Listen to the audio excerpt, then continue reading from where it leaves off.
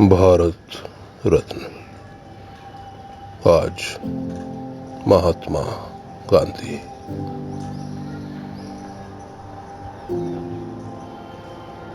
महात्मा गांधी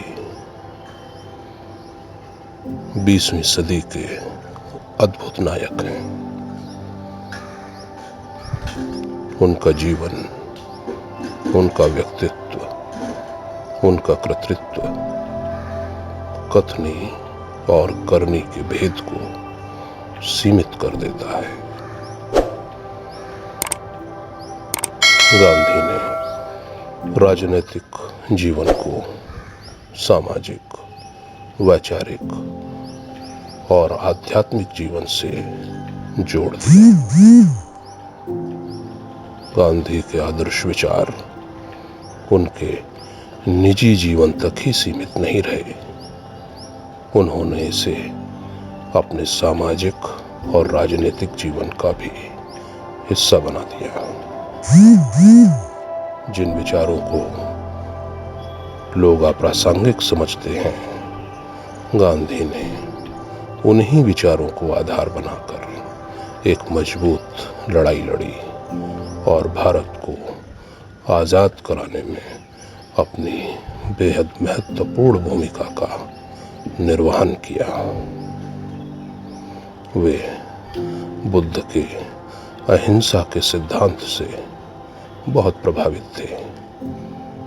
उनका जीवन और उनके राजनीतिक कर्म इस बुनियादी सिद्धांत के प्रयोग का आधार बने। वर्ष 1869 में गुजरात में जन्मे गांधी उच्च शिक्षित और एक कामयाब वकील थे। वे आम नौजवानों की तरह एक सफल जीवन का ख्वाब बुनते थे। इसे पूरा करने की दृष्टि से वे दक्षिण अफ्रीका गए। निजी जीवन के कुछ आहत कर देने वाले अनुभवों ने उनमें दृष्टि पैदा की और उन्होंने एक परतंत्र राष्ट्र के नागरिकों के जीवन, उसके दर्द, उनकी व्यथा और गुलामी की पीड़ा को समझना शुरू किया। गांधी एक कुशल मनोवैज्ञानिक भी थे। वे मानवीय व्यवहार को समझते थे। वे एक कुशल लेखक, चिंतक, विचारक, दार्शनिक और पत्रकार भी थे। उनके लेख आज भी हमें एक नई दृष्टि प्रदान करते हैं। एक बार जब उन्होंने सामाजिक जीवन में प्रवेश करने का विचार कर लिया, तो फिर वे पीछे नहीं मुड़े।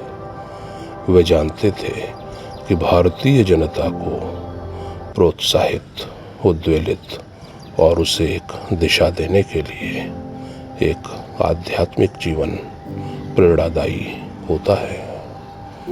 उन्होंने वस्त्र त्याग दिए। एक धोती और एक लाठी उनके व्यक्तित्व की पहचान बन गई। गांधी जी सही मायनों में एक सच्चे स्वयंसेवक थे। वे श्रम के प्रशंसक थे। वे स्वयं भी अपने अधिकाधिक कार्य स्वयं ही करना पसंद करते थे। लोग यह देखकर आश्चर्यचकित होते थे कि वे अपनी कुटिया में बड़े बड़े अतिथियों के आगमन के दौरान और उनका स्वागत करते हुए अपने दैनिक कार्य भी निपटाते रहते थे। वे स्वयं ही झाड़ू लगाते थे, अपना शौचालय साफ करते थे और संयम पूर्ण जीवन जीने का प्रयास करते थे। 1920 का असहयोग आंदोलन जब चरम पर था, तो उस दौरान चौरी चौरा में भीड़ ने आक्रोशित अवस्था में एक थाने को जला दिया। इस हिंसक घटना में 22 सिपाही जीवित जल गए। इस घटना से गांधी जी द्रवित हो उठे। उन्होंने असहयोग आंदोलन को स्थगित कर दिया। उनकी इस निर्णय को लेकर खूब आलोचना भी हुई, लेकिन वे अपने विचारों पर अडिग रहे। उन्होंने नेतृत्व की दृष्टि से अपनी छवि को महत्व नहीं दिया, वरन अपने आदर्शों और उसूलों को प्राथमिकता दी। इसी जीवटता के लिए गांधी जी सदैव जाने जाएंगे।